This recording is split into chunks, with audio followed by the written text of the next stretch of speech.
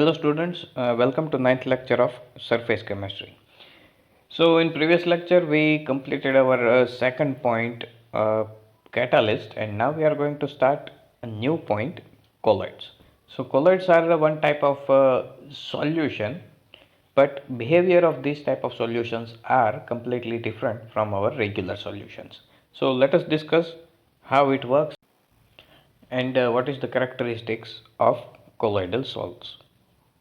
In solution unit, it is mentioned that solutions are homogeneous systems.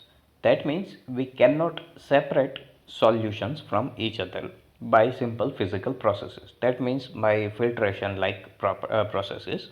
So we also know that the sand in water, when stirred, it gives suspension. That means dust particles or sand particles are comparatively larger in size.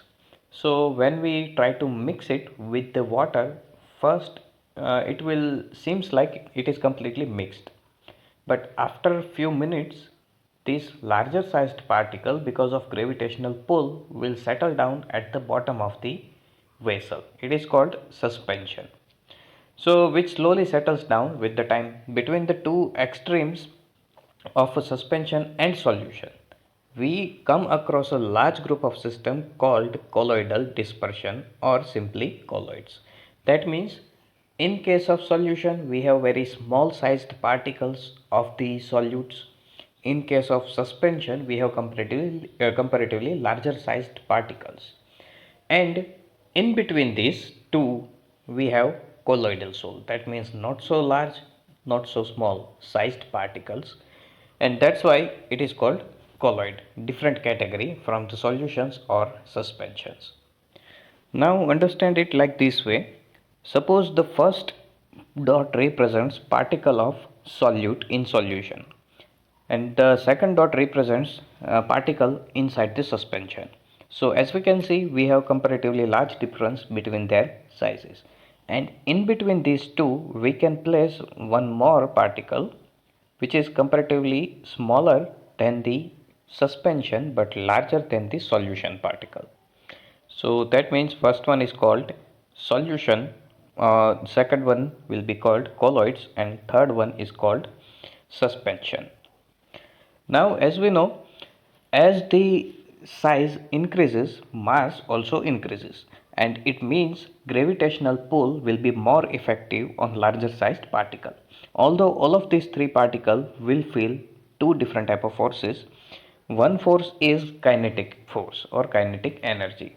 When inside the solution, particles are not static or steady, they are continuously moving and colliding with each other. That means let us say we have example of NaCl dissolved inside the water. So water molecules are continuously moving inside the vessel, as well as sodium ions and chloride ions are also moving inside the vessel. That means all of them are moving and eventually they will collide with each other as well as with the wall. So that's why they are transferring their kinetic energies to each other. Now, if size of particles are sufficient small, then because of these type of collisions, they will be in continuous motion. They will not settle down, or their kinetic energy will not let them settle down at the bottom of the vessel. This is the reason why solutions do not settle down their solute particles, because of kinetic energies are continuously transferring from one to second. Now, in case of larger size particle, that means we are talking about this type of larger size particle inside the suspension. So, because of comparatively larger size, gravitational pull will be more effective on them, and kinetic energy transfer from the water molecules, let us say, will be comparatively very less effective because of heavy size. Understand it like this way. Suppose you have two same sized balls. Suppose let us say first ball has only 10 gram mass and it is plastic ball, and second ball is a rubber ball having 100-gram mass, and let us put one more ball with same size and it is metal, and mass of this ball is 1 kg. Now let us hit all of these three balls with same velocity and same mass containing fourth ball. Okay, suppose we have one more ball and mass of this ball is 100 gram, and when we hit this 100-gram ball with velocity v, what will be the result? Okay, all of them has same type of velocity. We are throwing our ball, let us call it x, with same speed towards the all of these three step by step. So as we know, lower mass containing ball will be fastest, then 100-gram ball, and then lowest speed will be observed from the heavier ball when we hit it with the same force. Okay, so let us say speed of 10-gram ball, let us call it v1. Speed of 100-gram ball, it will be v2, and speed of 1 kg ball, it will be v3. So what will be the relationship between v1, v2 and v3? v1 will be highest, then v2, and lowest will be v3. That means lightest ball will gain higher kinetic energy. Actually, it will get same energy, but speed of the lightest ball will be fastest. Then the middle ball, and least energy, least kinetic energy will be observed inside the heavier ball. So that means when solvent particles try to move these three different particles, more effect will be observed to the smallest sized particle. That means kinetic energy will be sufficient to keep moving the smallest particle because it feels comparatively less gravitational pull and more kinetic pull. Okay, so kinetic pull will be stronger on smallest particle. In case of a second particle, that means colloidal particle, it will comparatively more gravitational pull because of larger size, but this size is not as big, so that it cannot be moved by the solvent particle. That means in this case again kinetic energy factor is more effective. But in case of last particle, because of its comparatively very large size, it will feel higher gravitational pull and less kinetic energy. That's why this larger sized particle will settle down at the bottom of container after few minutes. In short, solvent particles and colloidal particles will be keep moving inside the solution, and that's why they are not separated out from the solution. Whereas larger sized particle obtained from the suspension will settle down because of higher gravitational pull. A colloid is a heterogeneous system in which one substance is dispersed phase, and as a very fine particle in another substance called dispersion medium. So what is dispersion phase and dispersion medium? Simply compare them with a solution. In case of solution, we have two different compounds, solute and solvent. And in case of colloidal sol, we have dispersion medium and dispersed phase. Now compare them with solute and solvent. Instead of calling it solute when it forms colloids, we call it dispersed phase. And instead of calling solvent, we will call it dispersion medium. Okay, so in case of solution, we have solutes and solvents, and in case of colloids, you will have dispersed phase and dispersion medium. The essential difference between the solution and colloid is that of the size of particles. While in the solution the constituent particles are ions or small molecules, in colloids the dispersed phase, that means compare it with the solution. In solution we call it solutes, and here we will call it dispersed phase. So dispersed phase may consist of particles of single macromolecule. Macro, that means large. We are using large molecules as for example proteins or synthetic polymers, or an aggregate of many atoms. That means when many different atoms feels attraction towards each other and they will combine with each other to create larger sized particles. It is called aggregate. So aggregate of atoms, ions or molecules. So colloidal particles are larger than the simple molecules but small enough to remain suspended. That means mixed with the remaining colloidal soles. Their range of diameter is between 1 to 1000 nanometers or 10 raised to minus 9 to 10 raised to minus 6 meters. So these colloidal particles, because of their very small size, they have enormous surface area per unit mass. As a result of their small size, consider a cube with 1 centimeter side. So that means a length of edge of a cube is 1 centimeter. So what will be the total surface area? From the one side you will get 1 centimeter square and we have total 6 sides of a cube. That means total area will be 6 centimeter square. If we divide it equally into 10 raised to 12 smaller cubes, the cube would be the size of large colloidal particles. That means if we divide it up to 10 raised to 12 parts, it will still will fall in larger sized colloidal particle range and have a total surface area of 60,000 centimeter square or 6 meter square. It is extremely large size or surface. This enormous surface area leads to some special property of colloid to be discussed later in this unit.